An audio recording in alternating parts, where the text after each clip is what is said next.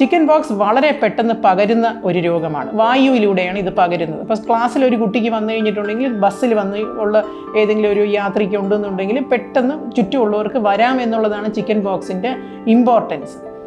ഇനി chicken pox എപ്പോൾ വരും എന്ന് നമുക്ക് അറിഞ്ഞൂടെ? കുട്ടികൾ എന്ന് പറഞ്ഞു, അത് 1-ാം ക്ലാസ്സിൽ വരാം, അത് 10-ാം ക്ലാസ്സിലും വരാം. 10-ാം ക്ലാസ്സിൻ്റെ പരീക്ഷയുടെ മുമ്പത്തെ ദിവസമാണെങ്കിലും പെട്ടെന്ന് പകരുന്ന രോഗമായതുകൊണ്ട് ഒരു എക്സാമിനേഷൻ ഹാളിലും കുട്ടിയെ കയറ്റില്ല. 12-ാം ക്ലാസ്സിൻ്റെ മുമ്പുള്ള പരീക്ഷ, എൻട്രൻസിൻ്റെ മുമ്പുള്ള പരീക്ഷ, ജോലി സമയത്ത് നമുക്ക് ഇൻ്റർവ്യൂവിൻ്റെ അന്ന് എന്ന് വേണമെങ്കിലും ചിക്കൻ പോക്സ് വന്നുകൂടെ?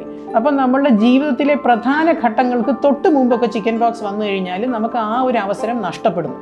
ആ കാരണം കൊണ്ട് നമുക്ക് ചിക്കൻ പോക്സ് വാക്സിനേഷൻ കൊണ്ട് തടയുന്നത് കൊണ്ട് നല്ലതാണ്.